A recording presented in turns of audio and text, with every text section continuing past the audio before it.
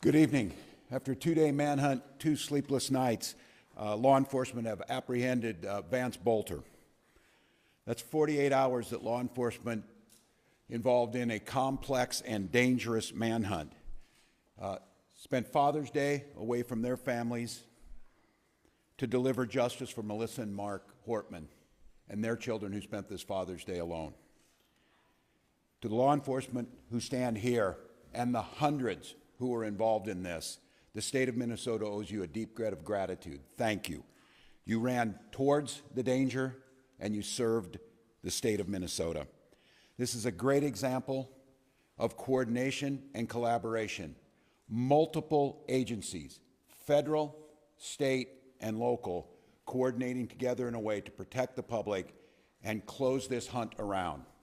Multiple agencies were there as FBI laid hands on it and Minnesota State Patrol put the handcuffs on. One man's unthinkable actions have altered the state of Minnesota. Melissa Hortman was the core of who our values were. She had a hand in so many things that happened. The building that we stand in, she helped usher through so that we could respond from the State Emergency Operations Center with the professionalism and giving the tools necessary to law enforcement to do their job. To Melissa and Mark's family, I cannot fathom your pain and the grief that you're going through. We'll take solace in the memory and the work that Melissa did, and you can rest assured that we will put every ounce of effort that the state of Minnesota has to make sure that justice is served and the individual responsible for this serves the time for the unspeakable act. State grieves with you. To John and Yvette Hoffman, the latest news is Senator Hoffman came out of his final surgery and is moving towards recovery. Yvette is healing. And I think when the story comes out, and I'd like to say on behalf of the state of Minnesota, the heroic actions by the Hoffman family and their daughter Hope saved countless lives, and we are grateful. Bureau of Criminal Apprehension will continue to investigate. We will keep you informed. We'll spare no expense and no work to make sure that that happens. A moment in this country where we watched violence erupt. This cannot be the norm. It cannot be the way that we deal with our political differences. Now's the time for us to recommit to the core values of this country. And each and every one of us can do it. Talk to a neighbor rather than arguing. Debate an issue. Shake hands. Find common ground. This is who Melissa Hortman was. In the first negotiating session that I had a chance to work with her, she got all the partners in the room, and she provided each and every one of us a copy of a book called Getting to Yes. And the whole premise was debating with a sense of goodwill, a sense of trying to come to compromises that serve everyone. And because of her, we did that. Because of her, we did that year after year after year. That's the embodiment of how things are supposed to work. It's not about hatred. It's not about mean tweets. It's not about demeaning someone. It's leading with grace and compassion and vision and compromise and decency. That was taken from us in Minnesota with the murder of Speaker Hortman. So for each and every one of us to truly honor, and we will continue to honor that spirit, but we will need to do it in just more than actions in a memorial. Conducting ourselves in the spirit that Melissa Hortman did her work is what the country needs to heal. I will once again say the deep debt of gratitude. These professionals standing behind us and countless others, this was, you'll hear from them, incredibly complex. And to take this suspect in with no life of life or injuries to civilian population and to bring him in alive so he can serve justice, which he will do in Minnesota, is an incredible thing that we are grateful for. With that, I'm going to turn it over to the professionals, starting with Commissioner of Public Safety for the state of Minnesota, Bob Jacobson. Thank you.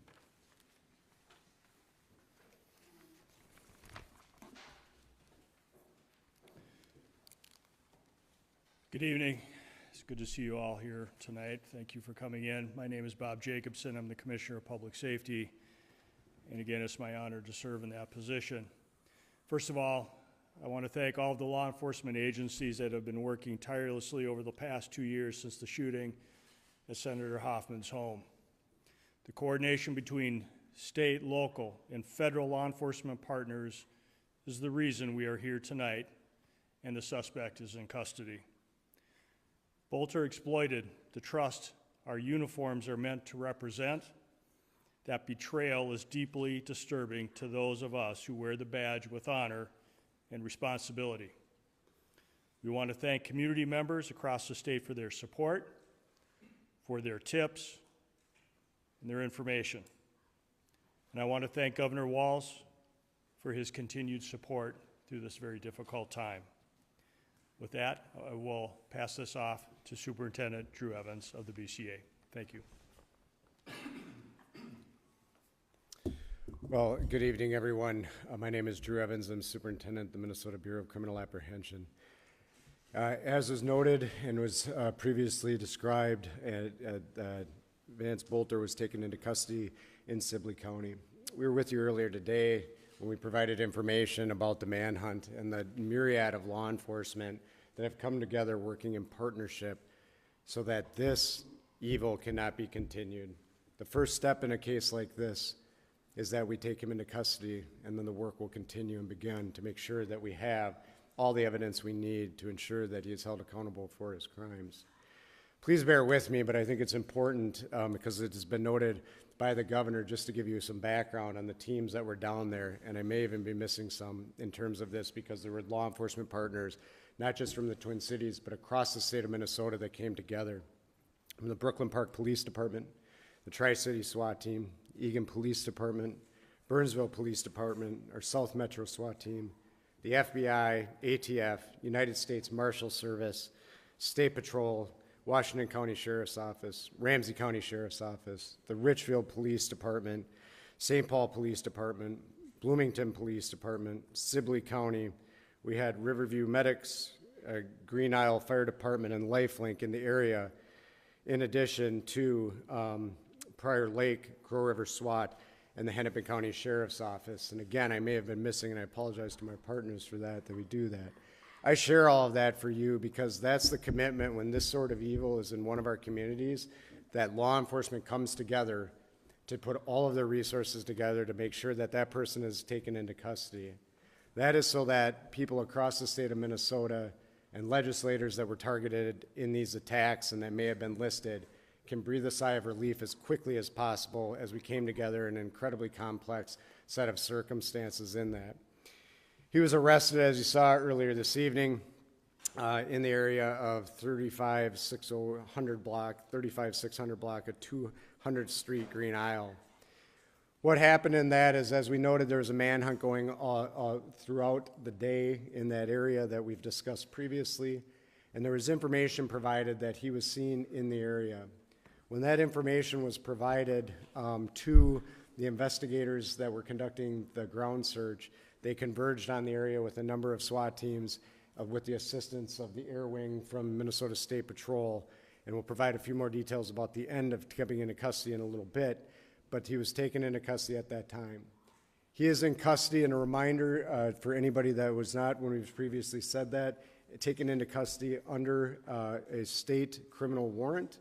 That information will be made public, if it is not already, detailing the complaint that he is charged in the cases at this time with the murders of Speaker Hortman and her husband, Mark Hortman, also with the shootings in John Hoffman and Yvette Hoffman for those crimes, and will be moving forward. We are also in contact with our federal partners, both the FBI, United States Attorney's Office, who are examining whether or not additional charges should be brought at the federal level related to this at this time. There's a lot of investigation that continues, and I'm going to turn it over to Chief Bruley to provide some comments on this and the work. I just want to tell, certainly for the communities of Champlin, city of Brooklyn Park, you both have incredibly professional police departments that work day in, day out and tirelessly in this situation to bring justice and work towards that, not only for the families and the loved ones and the community that are impacted, but for the entire state of Minnesota. And our teams are incredibly proud to work alongside them and all the law enforcement partners. And so with that, I will turn it over to Chief Bruley for some comments on this, and the work will continue in partnership with them and others moving forward. Chief. Good evening. I'm Police Chief Mark Bruley, Brooklyn Park Police Department. Just a few comments. One, I'm very proud to tell you that we took the suspect into custody who was responsible for this. That was within 43 hours of the incident. There's no question that this is the largest manhunt in the state's history. Just down at the scene where he was taken into custody, there was 20 different SWAT teams over an extremely large area hunting this individual down to take him into custody. I believe that the state of Minnesota and certainly the city of Brooklyn Park should be extremely proud of the police officers within the city of Brooklyn Park, but the partnerships that we had are unprecedented between the federal agents, the county, the locals, and others around. It is absolutely an incredible task what went on. Essentially, the Brooklyn Park Police Department was turned over into an operations center, and that's all that hundreds of detectives worked on tirelessly for 43 hours. So while this has come to some conclusion where we've made an arrest, there is a ton of work that needs to be done. So I encourage community members, if there's evidence, information, or other things, please continue to feed that information to the Brooklyn Park Police Department so that we can fully investigate this and present a complete case to both the federal jurisdiction and the Hennepin County Attorney's Office. With that, I'll turn it over to the State Patrol. Good evening, everyone. My name is Jeremy Geiger. I'm the Lieutenant Colonel with the Minnesota State Patrol, the Assistant Chief. The Minnesota State Patrol, along with countless other partners, were responsible for this arrest. The collaborative effort, I cannot stress enough how outstanding that was, helped ensure the suspect's arrest did not result in the injury of any law enforcement that was down there and in the area. We had special response teams on the scene near 200 streets in Sibley County. Several partner law enforcement SWAT teams positioned to form a perimeter at that point in time. The State Patrol also provided the air support that was talked about earlier today. The suspect crawled to law enforcement teams and was placed under arrest at that point in time. There was no use of force by any member of law enforcement that was out there, and the suspect was taken into custody without any use of force. Thank you. With that, we will open it up for a few questions. Reminder, please introduce yourself, your media organization. If you have a question for one of the specific individuals, please feel free to point that out as well. I'm Vance Boelter with NBC News. Can I ask anyone up here who can speak to it, did the suspect make any key mistakes that you feel like led to his eventual capture? You know, the question is were there any key mistakes? We certainly, at this point, there's a lot of information we can't share right now. In this, what I will tell you is there are some incredibly dedicated law enforcement personnel, criminal intelligence analysts that were out working day in, day out, working together. And what I will tell you is that the public certainly is always of assistance to us in law enforcement, and incredibly diligent people in the area that provided us the assistance that we needed to get our teams that were already down there that last piece over. But they were certainly in the area and working diligently together on that. It's going to be one at a time, guys. Drew, Border Health and Care 11, do you have any indication that anyone helped him? The question is any indication anybody helped him? We continue to look into that. I don't have anything beyond what we shared earlier today. This investigation, as Chief Bruley noted, will be continuing to expand at this point in time to make sure that we continue to look at all angles of this. And everybody who did help him, we will certainly hold them accountable for doing that in this process. Drew, Adrian Broadus from NBC News. Can you tell us how the Hoffmans helped save lives, and what did the suspect say when he was taken into custody? The question was how the Hoffmans helped save lives, and what did he say? I don't have the specific. And then what did he say when he was taken into custody? I don't have the specifics on what he said when he was taken into custody. You know, we're incredibly grateful that the Hoffmans are still here with us at this point in time, and that they will be hopefully on a continued path to recovery, and that they will provide us the information. We've been able to talk to them today, and they will be providing key information to us as part of this investigation moving forward. Sir, can I ask you from CBS News, did the suspect have a phone with him when he was caught? Was he tracked in any way? at the end, the question was, did he have a phone with him? I don't have the specifics on everything that was with him when he was arrested at this time. I will say he was armed, and that he came when he was taken into custody, but we'll be sifting through all of that information from there. What's that? I can't on the weapons at this time, so Paul. Fox 9, just kind of elaborating on sort of the Hoffman question. To me, the encounter at Speaker Horton's house with, I believe, the Brooklyn Park Police, there was a gunfire there. The fact is, you then have to abandon that vehicle with several weapons. You're not seeing the unsealed criminal complaint. How significant was that in preventing any further tragedy and ending it with him on the ground in Sibley County? Yeah, the question is, again, expanding on the Hoffmans and providing addition. What I'll tell you, Chief Bruley mentioned this yesterday, and his police officers going to check proactively on Speaker Hortman's home at that time. If that had not had happened, I have every confidence that this would have continued throughout the day. By his officers encountering him at that, it was forced to abandon the vehicle that he had at that time and lead to what we got to today. So by that incident occurring and the law enforcement communication that was occurring, it allowed the proactive approach that was able to get to the point where they were able to now eventually take him into custody today. Thank you. I just want to clarify, there's a little bit of detail that the Ramsey County Sheriff has provided. I just wanted to see if we can nail it down. So it's the detail that he had provided to the Star Tribune is that for about an hour, Boelter had tried to evade arrest and that 8 teams crawled in a ditch to try to corral him. I don't know if you have that level of detail, but additionally, because you were able to take him into custody without incident, what did your law enforcement officers say to him to lure him out and have him taken peaceably? So the question is about the teams and then what was done to get him into custody. So we don't get into operational details for the safety of our law enforcement going forward in terms of what it is. But what I can say is the incredible teamwork that was done and the large number of law enforcement certainly put us in a position where they were able to maneuver into this area to safely put him in a place where, you know, I don't know what was going through his head and I wouldn't speculate, but they have incredibly professional teams that are trained on this and how to take somebody into custody, and they provided the commands and he gave up peacefully. Superintendent Jonah Kaplan from WCCO and CBS News. First, if you could just speak personally for you and all your colleagues. I imagine this is a relief for a lot of you. Can you talk about what it means to you personally to have this done? Only a few hours ago, you weren't sure if he was in the state, let alone in the country. Yeah, the question is the relief for all of us. I mean, the relief for us in law enforcement is we feel an incredible amount of pressure to bring a person into custody, bring safety to the community. These professionals behind me and their teams, this is what they do. This is what they get paid to do, and they're honored to do the work on behalf of Minnesotans every single day. So the relief is that we can bring that sense of relief to communities across Minnesota, legislators that were on that list, and that's what we want to do. Matt Sepik with the Youngers. At what point did you get the call, and from whom generally, that he was in that area in Reno?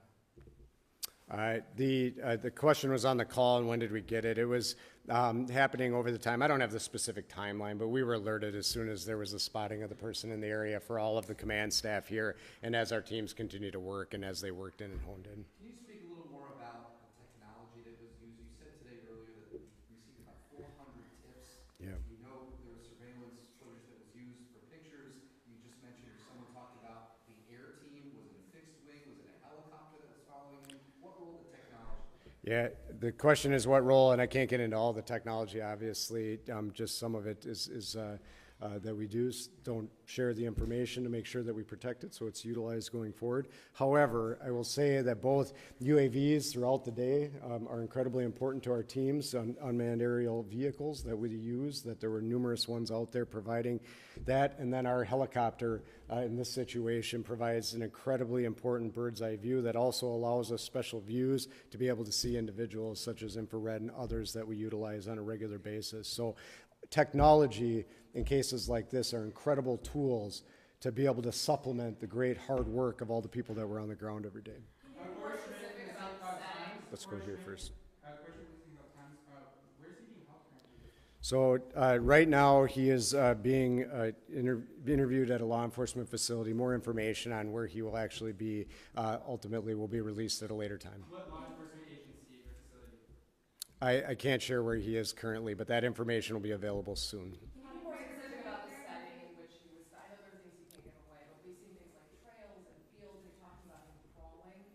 What can you tell us about where he was hiding during this time? Yeah, so where was he hiding? This is in a rural area. These are fields and different wooded settings around, and that's where he was ultimately captured. Sibley County is, a rural county in the state of Minnesota, and so it's what a lot of that streams, fields, woods, crops, and so where he was ultimately taken into custody was in a field. Did the infrared technology help find him, identify him from here? I don't. The commissioner had mentioned some of that earlier. I wonder if that's something that helped. Yes, absolutely. It assisted previously, and they were out there, the helicopter was out there before the sun went down. But after that happened, yes, that technology did come into play. How long did you know that he was there? I'll turn that back over to the superintendent here too, but I don't think that that information is available right now.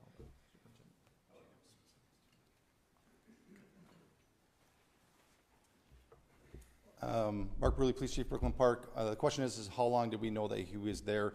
A vehicle that we believe that he was in was spotted many hours before and had been abandoned. An alert police officer believed that he may have seen the individual running into the woods, and that started a large-scale perimeter that we set up, or down in Sibley County set up, and we started to deploy resources, including the Brooklyn Park SWAT team, and along with many other SWAT teams, to contain an extremely large area, knowing that this is a very dangerous individual. During that, we got privy to additional information of an individual that was in the woods, and that search went on for many hours until ultimately we were able to locate him in the woods. In approximately an hour and a half or so, we were able to close the distance in with the technology and the State Patrol helicopter, and where we were able to call him out to us. Hi, Police Operator ABC News. Do you have any more information about the motive? Are you anticipating this an act of domestic terrorism? Yeah, it's absolutely way too soon to say that right now. That's where the investigation, we have been just solely focused on the manhunt. And the goal is to give some calm to the situation of many individuals that were on the list that were worried about their safety. And this is a very dangerous individual for our community, and that's why so many resources and such a great collaboration came together to focus on removing him from society so that we can restore some sort of calm and bring some healing to our community and to our state. Now begins the hard work of looking at what the motive is, looking at putting this case together, and so that's yet to come. And Mark, people that were on the list, what other, I know there are politicians from Wisconsin on this, what other states have people on the list? It was multiple states. I don't have the exhaustive list, but it was multiple states that were on there. Do you have some states that were on the list? We can, there's a few, I don't want to say it because it won't be exhaustive, but Wisconsin, Illinois, Michigan, some others that were on there. There was a variety, Nebraska, Iowa, we've had contact. What I will tell you, and I will not get into any more specifics beyond that, we are in coordination with our federal partners and our fusion centers in those states to coordinate with local law enforcement and the FBI in those states and the state fusion centers that are there to be able to provide that information and notify those individuals that they were on that list. Are you concerned that there's other people out there that could have been working with him? The question is, are we concerned there's other people out there that could be working with them? We will fully explore that. I've said on this, we are relatively confident, we are confident that the violence that he committed and the murders he committed and the attempted murders, that he conducted that activity alone. We will be exploring if there are any broader network. We have not uncovered any of that at this time, but that will be part of our investigation, and we will fully explore that. So thank you. Thank you. We can go. Thank you. Thank you. Thank you, everyone.